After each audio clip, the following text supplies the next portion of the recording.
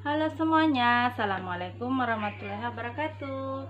Di video kali ini saya akan sharing informasi kepada teman-teman, khususnya kepada adik-adik calon bidan yang sementara menjalani pendidikan di bangku kuliah, dan juga kepada teman-teman bidan yang dulunya sempat bekerja tetapi resign dan ingin melanjutkan pekerjaan lagi tetapi sudah lupa-lupa ingat bagaimana cara pengisian partograf. Nah, sebelum saya mengajak teman-teman untuk mengisi partograf, terlebih dahulu saya akan menjelaskan sedikit apa itu partograf dan kegunaannya bagi bidan.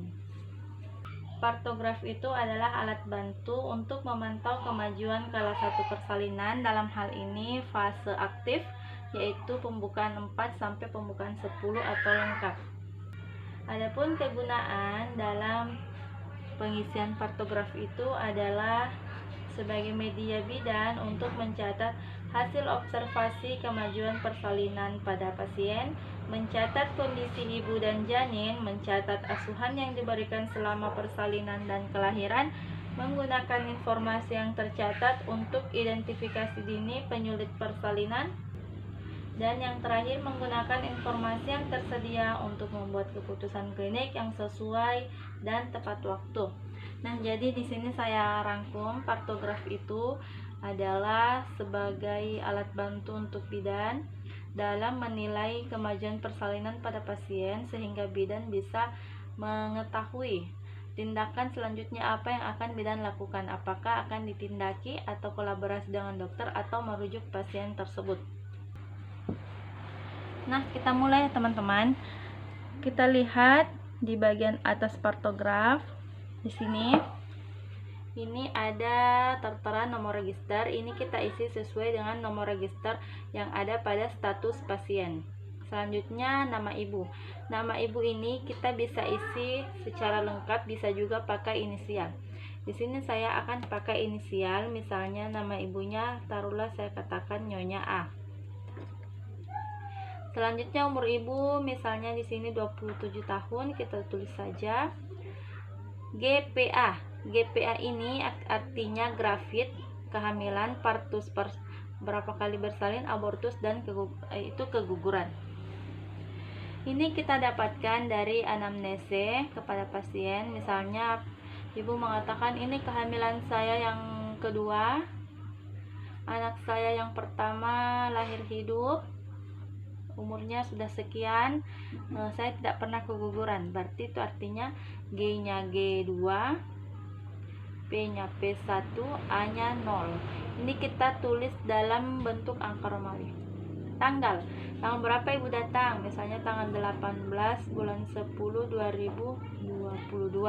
Jam ibu datang misalnya jam 9 pagi, kita tulis waktu Indonesia Barat, Tengah, atau Timur. Ketuban pecah sejak jam, ini diisi ketika ibunya datang dalam keadaan ketubannya sudah pecah.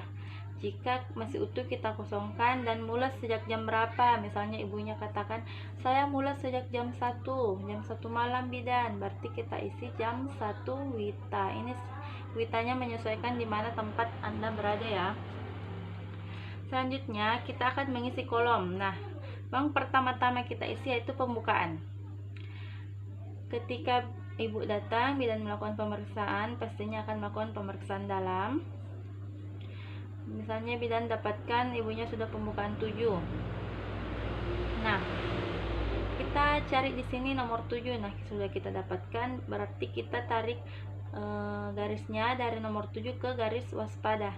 Ini yang tertera adalah waspada, ini bertindak. Kalau tidak kentara ya teman-teman, berarti kita isi pembukaan itu tanda silang. Ini petunjuknya ada di sampingnya. Selanjutnya penyusupan kepala atau HOTS.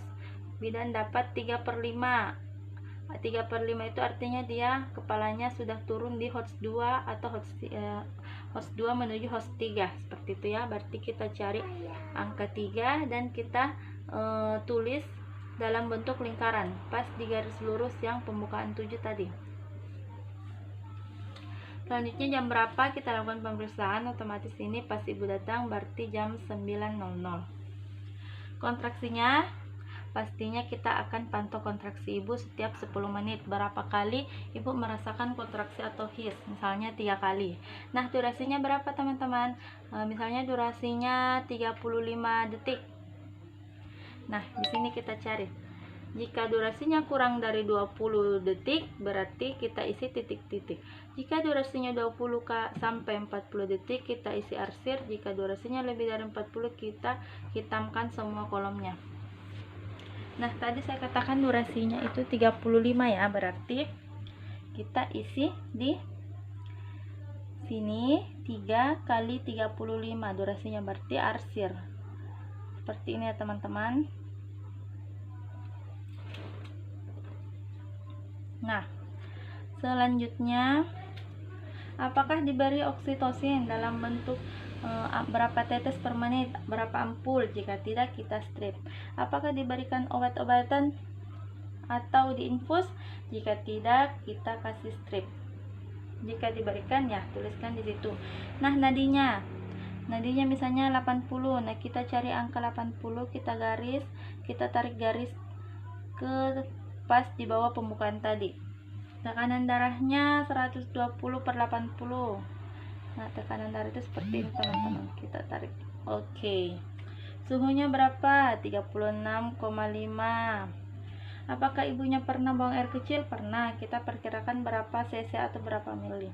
Apakah positif protein urinnya seton? Jika tidak, kita strip. Sekarang adalah DJJ-nya. DJJ itu dipantau tiap 30 menit ya. Berarti misalnya pas dia datang DJJ-nya 130, berarti diisi di sini. Ini setiap 30 detik, misalnya 132 lagi isi di sini. Dan seterusnya. Nah, air ketuban. Ini yang perlu juga saya jelaskan sedikit. Air ketuban, misalnya ibu datang air ketubannya masih utuh, berarti kita tulis U. Simbol-simbol air ketuban itu ada 5 ya teman-teman. Kalau U itu berarti utuh, J berarti ketubannya sudah pecah dan jernih. Kalau M misalnya ketubannya sudah pecah dan bercampur dengan mekonium, berarti simbolnya M. Jika simbolnya D itu ketubannya sudah pecah dan air ketubannya itu bercampur dengan darah. Yang terakhir itu K, jika air ketubannya sudah tidak mengalir lagi, dalam artinya sudah kering, berarti itu K. Di sini biasa banyak yang salah artikan K, dia kira itu keruh, tapi bukan teman-teman. K itu bukan keruh tetapi kering ya. Nah, selanjutnya penyusupan. Penyusupan itu kita tulis 0. Kita tulis 0 di sini jika tulang kepala janin itu terpisah, sutura dapat dipalpasi dengan mudah. Kita tulis 1 jika tulang-tulang kepala janin hanya saling bersentuhan, dan ditulis 2 jika tulang-tulang kepala janin saling tumpang tindih tapi masih bisa dipisahkan. Dan kita tulis 3 jika tulang-tulang kepala janin saling tumpang tindih dan tidak dapat dipisahkan. Di sini misalnya dia normal ya, tulang-tulang kepala janinnya itu terpisah, berarti kita tulis 0. Nah, selanjutnya jika kita melakukan pemeriksaan dalam itu tiap 4 jam, tetapi bisa dilakukan sebelum 4 jam jika ada indikasi. Misalnya kita lakukan pemeriksaan dalam itu jam 11 ya teman-teman. Di sini kita tulis dulu tiap per jamnya ya. Misalnya kita lakukan pemeriksaan dalam itu jam 12, taruhlah jam 12 kita lakukan pemeriksaan dalam lagi karena ibunya sudah mulai gelisah, tampak hisnya itu semakin bertambah lagi, berarti kita lakukan pemeriksaan dalam di jam 12. Nah, kita lakukan pemeriksaan dalam jam 12, ternyata hasilnya sudah pembukaan lengkap, berarti kita kasih tanda silang di sini. Penyusupannya sudah 0/5, berarti kita kasih di sini ya teman-teman. Kita lanjut ke hisnya. Bagaimana dengan hisnya? Misalnya tadi pas jam 10 Kita pantau lagi hisnya. Oh, durasinya sudah 4 kali. 4 kali berarti seperti ini. Ya. Selanjutnya bertambah, berarti seperti ini. Ini tergantung hasil pemeriksaan teman-teman. Biasanya dulu waktu saya masih praktik itu kita istilahnya tuh bendera ya, kita kasih bendera di bawah tempat di tempat tidur pasien bagian kaki, itu kita catat hisnya, kita catat DJJ-nya, pembukaannya, supaya kita tidak maksudnya supaya pencatatan kita itu bagus, lengkap. Jadi nanti ketika mengisi partograf itu mudah, kita tidak lupa-lupa. Seperti ini kira-kira isinya teman-teman. Pokoknya ini mengisi partograf menurut saya mudah karena petunjuknya itu ada di sampingnya seperti ini. Nah, berarti kita tulis juga hasil pemantauan DJJ kita tulis ya seperti ini. Ini sampai di sini. Nah, kita sambungkan. Misalnya pas pembukaan lengkap ketubannya sudah pecah. Nah, berarti itu di sini bagaimana ketubannya, jernih kah? Misalnya jernih. Penyusupannya 0 juga, kita tulis di sini jernih. Nah, selanjutnya di sini misalnya bayinya lahir jam 12.30, berarti di sini kita tulis bayi jenis kelaminnya apa, laki-laki atau perempuan. Misalnya perempuan, bayi perempuan lahir pukul, nah kita tulislah di sini pukul berapa, pukul 12.30 WITA. Berat badannya berapa, berat badannya 3200 gram, panjang badannya 50 cm. Ini terserah, bisa dituliskan menangisnya kah, bergeraknya, seperti itu ya teman-teman. Nah, selanjutnya kita pindah ke adalah catatan persalinan dan sekaligus pemantauan kala 4. Ini juga tidak kalah pentingnya teman-teman ya, pemantauan kala 4. Misalnya dia bersalinnya di mana, kita isi semua di sini, nama bidannya, tempat bersalinnya, dirujuk kah, alasan merujuk, pendamping pada saat merujuk siapa, jika tidak itu tidak diceklis atau dikosongkan. Teman-teman, di sini pada catatan persalinan kita tinggal checklist atau isi-isi saja, mulai dari kala 1, kala 2, kala 3, kala 4 sampai baru lahir. Nah, poin penting dari catatan persalinan yaitu di tabel pemantauan kala 4. Di sini tabelnya itu kita pantau ibu nifas selama 2 jam. 1 jam pertama kita pantau tiap 15 menit dan 1 jam selanjutnya kita pantau tiap 30 menit. Di sini ada tekanan darahnya, nadi, suhu, TFU atau tinggi fundus uteri, kontraksi uterus, kandung kemih, dan banyaknya pengeluaran darah yang dikeluarkan oleh ibu nifas.